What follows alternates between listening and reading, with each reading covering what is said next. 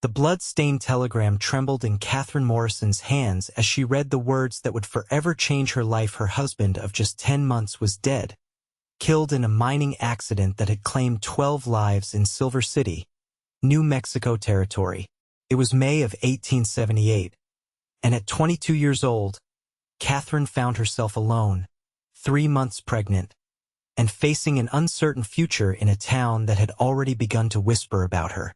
"It's a mercy in a way," Mrs. Thornton said softly as she placed a cup of tea before Katherine in the boarding house parlor. The older woman's eyes darted to Katherine's still flat stomach. "Considering your condition," Katherine's fingers instinctively moved to her belly. "My condition?" Mrs. Thornton lowered her voice. "Everyone knows about the Morrison women, dear. 3 generations, not a single living child. Your mother-in-law lost 7 before your husband, and he was sickly until he was 12. Some say," she hesitated. "Well, some say there's a curse on the Morrison line. Something in the blood." Katherine stiffened. "That's superstitious nonsense." "Perhaps." The landlady's smile was pitying. "But when your time comes, don't be surprised if the midwife refuses to attend. Some consider it bad luck." In the days that followed, Katherine discovered just how quickly rumors could spread in a frontier town. Her husband's mining shares proved worthless, and as she sought work to support herself, doors closed in her face. The whispers followed her everywhere about the cursed Morrison womb, about the babies that died before drawing breath, about the bad fortune that befell those who associated with such ill-fated women. By August, her growing belly made hiding impossible, and the boarding house room became her prison. The heat was stifling, but it was the isolation that truly suffocated her. Only Dr. Adams, elderly and kind, stopped by once a week to check on her health, ignoring the town's gossip. "Your baby seems healthy, Mrs. Morrison," he said after one examination, his voice gentle. "Strong heartbeat. They say it won't last," Katherine whispered, voicing her deepest fear. "That the curse will take this child too." Dr. Adams frowned. "I've been a doctor for 40 years, and I've never seen a curse affect a medical outcome. Your mother-in-law suffered from a blood condition that sometimes passes to female children. You show no signs of it." But his reassurances couldn't stop the cold dread that had taken root in her heart. Each night, she prayed for her child, promising anything if only this baby would live. The answer to her prayers arrived unexpectedly on a dust-swept October afternoon. Katherine was struggling up the boarding house steps with a bundle of mending she'd taken in when a deep voice called out. "Allow me, madam." She turned to find a tall man in a worn leather vest and dusty boots reaching for her bundle. His face was tanned by the sun, with laugh lines around eyes the color of a summer sky. He tipped his hat, revealing dark hair shot through with glints of copper. "Thank you, but I can manage," Katherine said, instinctively pulling back. "No doubt you can," he replied. "But my ma taught me better than to watch a lady struggle when I've got 2 good arms." His smile was warm, seemingly unconcerned with her swollen belly or the whispers that had already started on the boardwalk behind them. Reluctantly, she allowed him to take the bundle and followed him up the steps. "I'm Isaac Quinn," he said as they reached the door. "Just rode in with a herd from Texas. Planning to winter here before heading north to Montana territory come spring." "Katherine Morrison," she replied, expecting the usual reaction when people heard her name. Instead, he simply nodded. "Pleasure to meet you, Mrs. Morrison. Hope to see you around town." She watched him walk away, hat tilted against the setting sun, and felt a strange flutter that had nothing to do with the baby. It was the first normal conversation she'd had in months, and the absence of judgment felt like a cool drink after a long thirst. For 3 days, Katherine didn't see the cowboy again, though she found herself watching for him each time she ventured out. On the 4th day, as she left the mercantile with a small package of tea, Her one luxury, she nearly collided with him on the boardwalk. "Mrs. Morrison," Isaac said with a genuine smile. "I was hoping I'd run into you again." "Mr. Quinn." She nodded, suddenly conscious of her faded dress and the wisps of hair escaping her simple bun. "I wondered if you might join me for supper at the hotel dining room," he said, then quickly added, "just as friends, of course. I'm new in town and could use some company that isn't trail hands talking about cattle." Catherine's cheeks flushed with embarrassment. "I'm afraid I'm not welcome in the hotel dining room these days, Mr. Quinn." She gestured to her stomach. "My condition. It makes people uncomfortable." Understanding dawned in his eyes, followed by something that looked like anger. "Then perhaps I could bring supper to you? If that wouldn't be improper." She hesitated. It was improper, by all social standards, but Katherine was tired of propriety that had left her hungry for both food and companionship. "Mrs. Thornton would never allow it," she said finally. "But there's a small gazebo behind the boarding house. Sometimes I take my evening meal there." Isaac's face brightened. "Would 7 o'clock suit you? I make a passable stew, learned from the camp cook." Against her better judgment, Katherine nodded. 7 o'clock. That evening, Katherine changed her dress twice, feeling foolish each time. What did it matter how she looked? This wasn't a social call or a courting. It was simply a kind stranger offering company to a lonely widow. Yet she found herself pinning her hair more carefully than she had in months. The gazebo was dappled with the golden light of sunset when she arrived. To her surprise, Isaac was already there, a covered basket beside him and a small bouquet of wildflowers in his hand. "These aren't much," he said, offering the flowers with a slightly embarrassed smile. "But they reminded me of your eyes." Katherine accepted them, touched by the gesture. "They're lovely. Thank you." He unpacked the basket, revealing a pot of still steaming stew, fresh bread, and 2 slices of apple pie. "The stew is mine, but I confess I bought the pie from the hotel kitchen. Some things are best left to professionals." For the first time in months, Katherine laughed a small sound, rusty from disuse, but genuine. They ate as the sun set, the conversation flowing easily between them. Isaac told her about growing up on a small farm in Missouri, about fighting for the Union during the war despite his young age, and about his years driving cattle across the changing West. "And what brings you to Silver City?"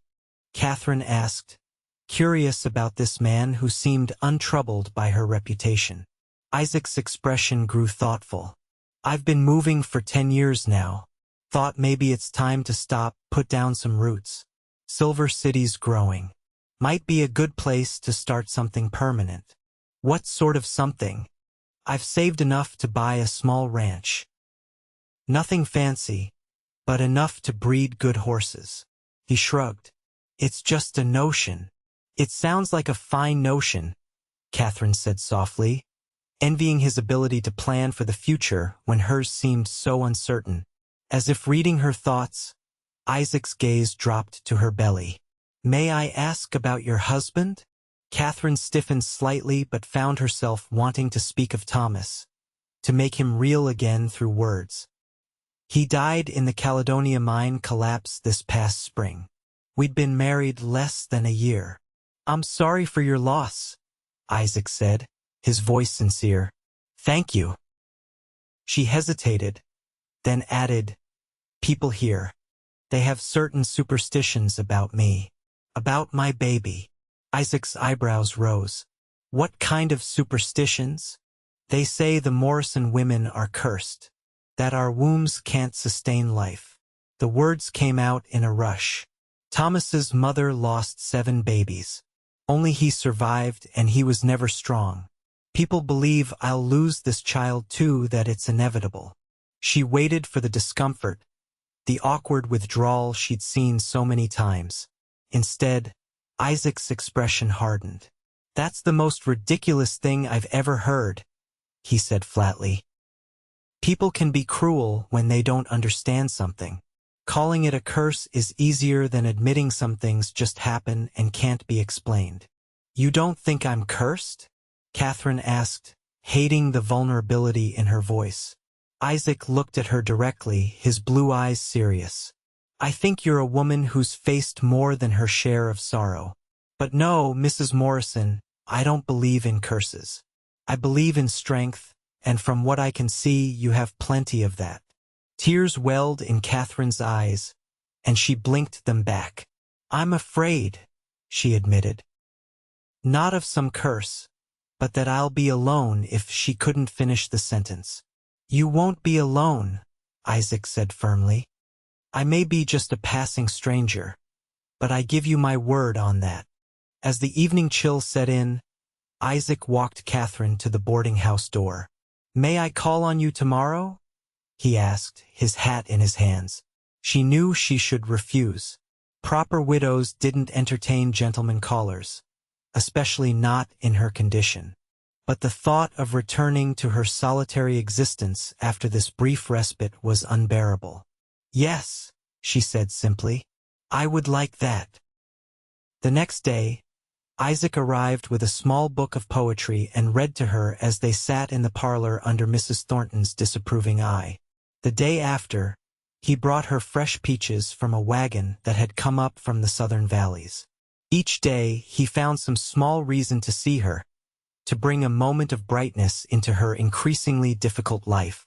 By early November, Katherine's time was growing near, and her fear grew with her swelling belly. One evening, as they sat in the parlor with the first snow falling outside, she confessed her deepest terror. What if they're right? What if there is something wrong with me, and my baby dies? Her hands trembled as she clutched her knitting. I couldn't bear it, Isaac. I don't think I'm strong enough. Isaac took her hands in his, ignoring Mrs. Thornton's sharp intake of breath from across the room. You are the strongest person I've ever known, Katherine Morrison, and that baby of yours is fighting to meet you. I'm certain of it. His voice dropped lower. But whatever happens, I will be here. You won't face it alone. 3 nights later, Katherine awoke to sharp pains and a wetness between her legs. Her frightened cry brought Mrs. Thornton, who took one look and sent the errand boy running for Dr. Adams. And fetch that cowboy too, the landlady called after him, surprising Katherine. He'll want to know. The labor was long and difficult. By dawn, Katherine was exhausted, her strength flagging as the pains intensified. Dr. Adams looked increasingly worried. The baby's turned wrong, he murmured to Mrs. Thornton. We may lose them both. Katherine, drifting in and out of consciousness, heard his words and felt despair wash over her. The curse was real after all. Her baby would die and she would follow. Perhaps it was for the best. She closed her eyes, ready to surrender. Katherine, a deep voice cut through her fog. Katherine, look at me. She forced her eyes open to see Isaac kneeling beside her bed, his face tight with concern. Dr. Adams had allowed him in a shocking breach of propriety that spoke to the seriousness of her condition. You can't give up, Isaac said fiercely. Your baby needs you to fight. It's the curse, she whispered. They were right. No, he gripped her hand. It's not a curse. It's just a baby that needs a little help to find its way, and you're strong enough to bring it into this world, Katherine Morrison. I know you are. Something in his unwavering faith gave her strength. When the next pain came, Katherine bore down with renewed determination, Isaac's hand steady in hers. After what seemed like eternity, a thin cry filled the room. Dr. Adams moved quickly, cleaning the tiny infant before placing it on Katherine's chest. You have a daughter, he said, his voice thick with emotion. Small, but perfect. Katherine stared in wonder at the red-faced infant, hardly daring to believe she was real. She's alive, she whispered. She is, Isaac confirmed. his eyes suspiciously bright. And she's beautiful, just like her mother. Over the next weeks, Katherine and her daughter, whom she named Hope, grew stronger. The baby thrived, defying the town's expectations with every day she survived. And Isaac was there for all of it, visiting daily, bringing supplies, helping when Katherine was too exhausted to manage alone. The gossip shifted, of course. Now people whispered about the widow and the cowboy, about impropriety and scandal. But Katherine found she no longer cared.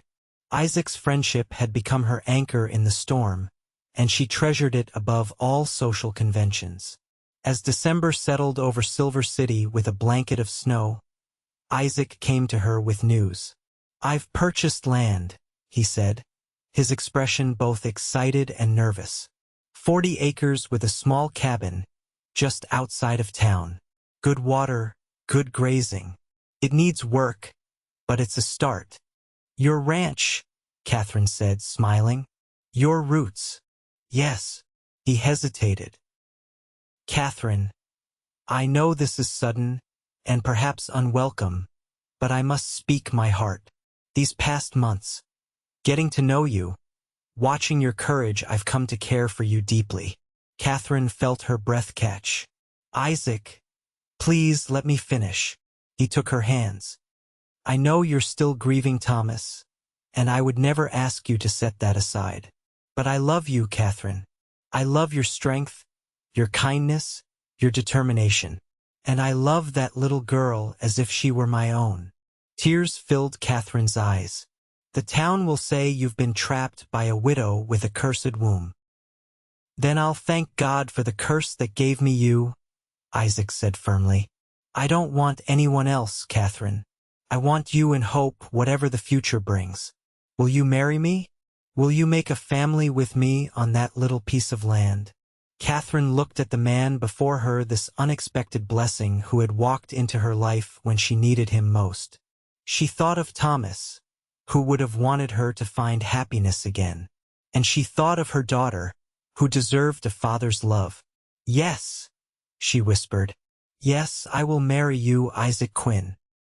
They were married on Christmas Day in a small ceremony at the church, with only Dr. Adams, Mrs. Thornton, and a few of Isaac's friends in attendance. The town buzzed with the scandal of it, a widow not yet out of mourning, marrying a drifting cowboy, bringing a newborn into a new marriage. But as Katherine stood beside Isaac, Hope sleeping peacefully in Mrs. Thornton's arms, she felt only joy. The cabin that became their home was indeed small, just 2 rooms with a lean-to kitchen, but Isaac had worked tirelessly to make it comfortable before bringing his new family home. A cast-iron stove kept the main room warm, and he'd crafted a cradle for Hope from pine boards, sanding them smooth until they gleamed. Winter passed in a contented blur. Isaac worked from dawn until dusk, repairing fences, building a small barn, and preparing for the horses he planned to purchase come spring.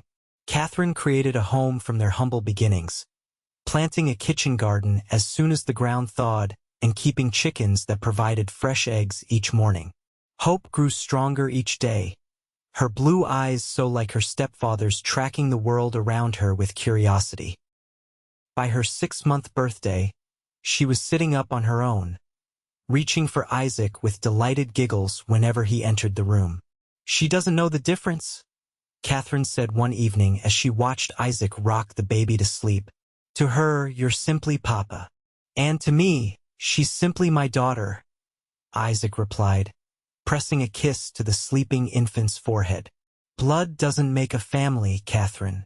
Love does." As spring turned to summer, their little ranch began to take shape. Isaac bought 6 mares and a stallion from a breeder in Texas, the beginning of what he hoped would be a successful breeding program. Katherine learned to help with the horses, discovering a natural affinity for the animals that surprised them both. News spread about the quality of Isaac Quinn's stock, and by fall, ranchers from as far as Colorado were visiting to discuss future foals. Their prosperity was modest but growing, allowing Isaac to hire a local boy to help with the heavier work around the ranch. On Hope's first birthday, Katherine discovered she was expecting again. The fear returned immediately, memories of whispered curses flooding back despite her happiness. What if, she began that night, lying beside Isaac in their bed? He silenced her with a gentle kiss. No curses, remember? Just a baby who will be loved, no matter what happens. But as her pregnancy progressed, Katherine's anxiety grew. When she felt the first movements, she wept with both joy and terror. Isaac found her in the garden, hands pressed to her rounded belly, tears streaming down her face. "Talk to me," he said, kneeling beside her in the dirt. "Don't carry this fear alone." "What if Hope was just luck?" she whispered. "What if this baby dies, Isaac? What if they all die, one after another, just like they said would happen?" Isaac took her face in his hands. "Listen to me, Katherine Quinn. There is no curse. There never was. Your first husband's family had unfortunate losses. Yes, but that has nothing to do with you or our child. This baby is strong, I can feel it when I put my hand on your belly. But how can you be sure?" "I'm not," he admitted. "No one can be. But I believe in you, and I believe in our family. Whatever comes, we will face it together." His certainty became her strength. As winter settled over their ranch again, Katherine prepared for her child's arrival with cautious hope instead of dread. On a clear, cold February morning in 1880, Katherine gave birth to a son they named Thomas Isaac Quinn, in honor of both her first husband and the man who would become her true partner. The boy was robust from his first breath, with a lusty cry that brought laughter from Dr. Adams. "No sign of any curse here," the doctor said as he placed the swaddled infant in Isaac's arms. "Just a healthy boy with a good set of lungs." Isaac's eyes shone with unshed tears as he gazed at his son. "He's perfect," he whispered, then looked at Katherine with such love that her heart seemed too full to contain it. "You're perfect, both of you." As young Thomas grew alongside his sister, the whispers about curses faded. The Quinns became known instead for their fine horses, their thriving ranch, and their devotion to each other.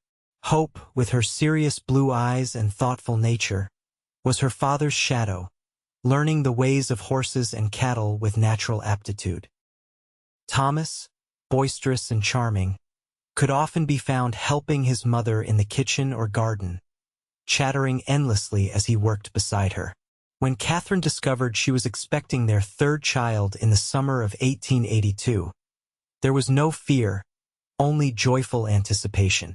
The family was prospering. Their ranch now expanded to 120 acres with a proper farmhouse that Isaac had built with his own hands. Yet happiness, Katherine had learned, was never guaranteed. In her 7th month, she fell ill with a fever that left her bedridden for weeks. Dr. Adams visited daily, his concern evident despite his reassuring words. "The baby seems strong," he told Isaac privately, "but Katherine's body is fighting hard. The birth may come early, and she'll have little strength for it." Isaac refused to leave her side, sleeping in a chair beside their bed, bathing her forehead with cool cloths, and whispering promises of the future. Hope, now nearly 5, took on the care of her 3-year-old brother with a solemnity beyond her years, while neighbors brought food and offered assistance with the ranch work. On a stormy night in November, Katherine went into labor 2 weeks early. The pains were different this time, sharper, more urgent, and fear crept back into her heart. "Isaac," she gasped between contractions. "If I don't survive—" "You will," he said fiercely, gripping her hand.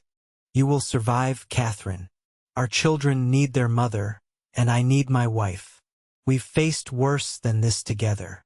The labor lasted through the night and into the following day. By noon, Katherine's strength was failing, each push weaker than the last. Dr. Adams exchanged worried glances with the midwife who had come to assist him. "Mrs. Quinn," the doctor said gently, I need you to find whatever strength you have left. Your baby is almost here, but you must push with everything you've got." Katherine was beyond exhaustion, floating in a gray haze where pain seemed distant and unimportant. It would be so easy to let go, to drift away from the struggle. Then Isaac's voice cut through the fog. "Katherine Quinn," he said, his voice breaking. "Don't you dare leave us. Remember what we promised each other. Together, no matter what. I'm still holding on, and I need you to hold on too." With a supreme effort, Katherine focused on his face, the face she had come to love more than she had ever thought possible. "Together," she whispered, and with the next contraction, she gathered her remaining strength and pushed. A thin cry filled the room, and Dr. Adams moved quickly, cleaning and examining the tiny infant before placing it on Katherine's chest. "A girl," he announced, his relief evident. "Small but fighting." Katherine looked down at her daughter's face, so perfect despite her early arrival. "Rebecca," she murmured. "Her name is Rebecca." For 3 days, Katherine and baby Rebecca hovered between life and death, their fates seemingly intertwined. Isaac maintained his vigil, praying as he had never prayed before, while Hope and Thomas were cared for by Mrs. Thornton, who had remained a steadfast friend. On the 4th day, Katherine's fever broke, and Rebecca began to nurse more strongly. By the end of the week, Dr. Adams declared them both out of danger, though a full recovery would take time. "You have a remarkable family, Quinn," the doctor said as he prepared to leave. 3 healthy children, defying all those old superstitions. Should put an end to that cursed nonsense once and for all. Isaac smiled wearily. There never was a curse document, just life, with all its risks and blessings. The family's joy at Katherine and Rebecca's recovery was tempered by the realization of how close they had come to devastating loss. As Katherine regained her strength, she found Isaac watching her with a new intensity, as if reassuring himself that she was truly still with him. One evening, as they sat on the porch watching Hope and Thomas chase fireflies in the summer twilight, Rebecca sleeping peacefully in her cradle beside them, Katherine took Isaac's hand. "What are you thinking about, husband?" she asked. Isaac's fingers tightened around hers.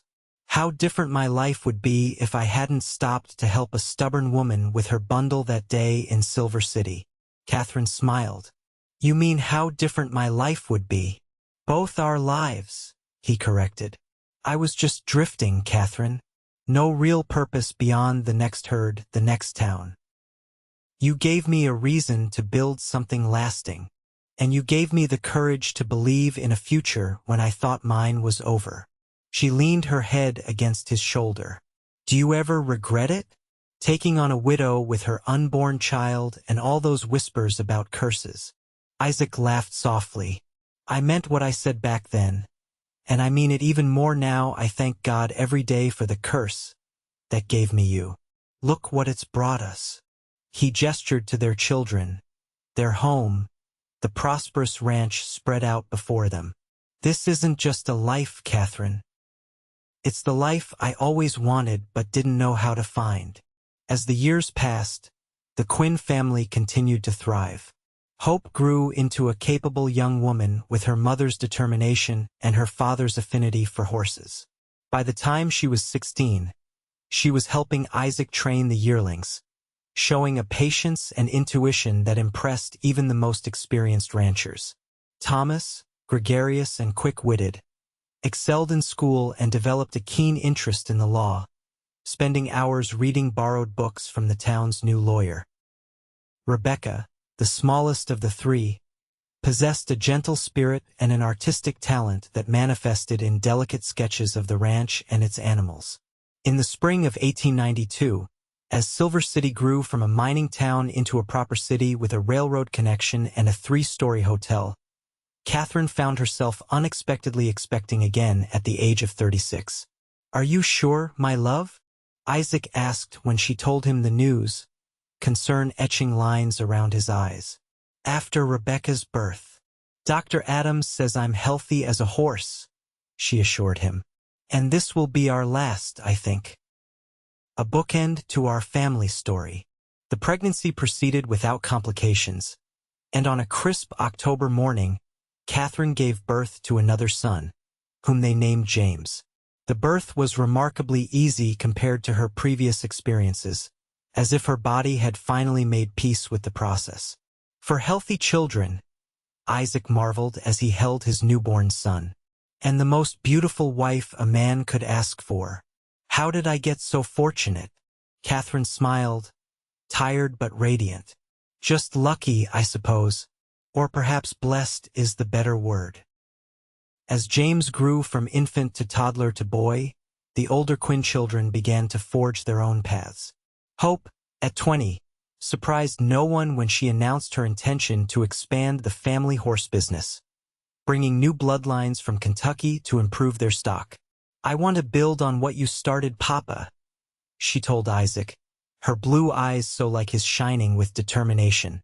Make the Quinn name known throughout the West for the finest horses money can buy. Thomas, at 18, left for school in Denver, his mind set on becoming a lawyer. This territory is changing, he explained to his parents. It will be a state soon, and it will need men who understand both the law and the land. Rebecca, at 15, showed promise as a teacher, often helping the younger children in the growing settlement near their ranch. James, the baby at 8, was still finding his path, though his natural affinity for numbers suggested a head for business.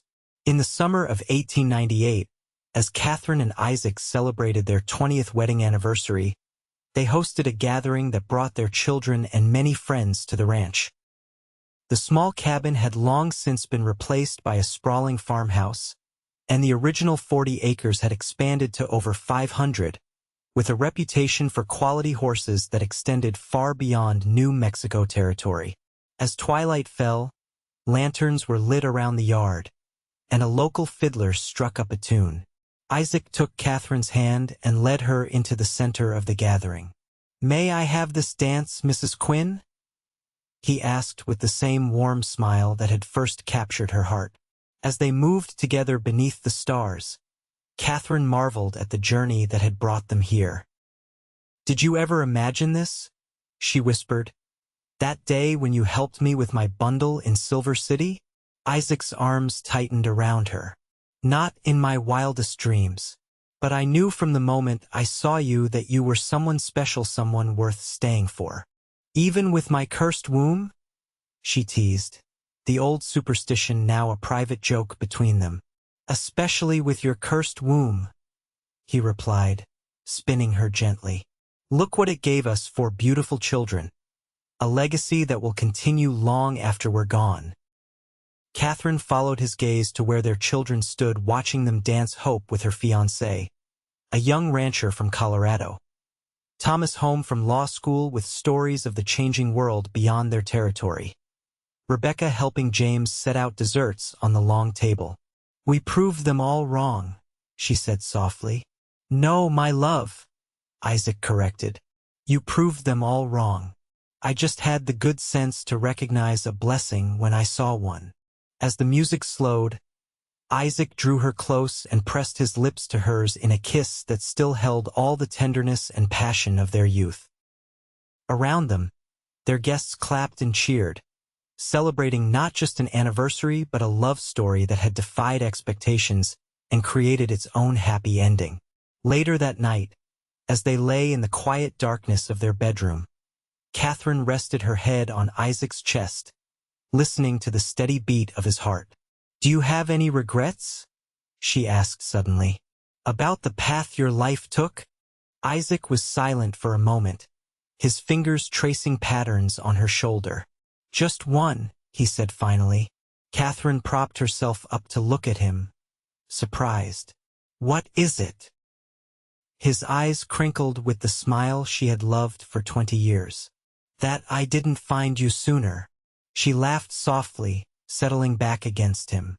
"We found each other exactly when we needed to." "Yes," Isaac agreed, pressing a kiss to the top of her head. And I'll thank God every day of my life for the curse that gave me you."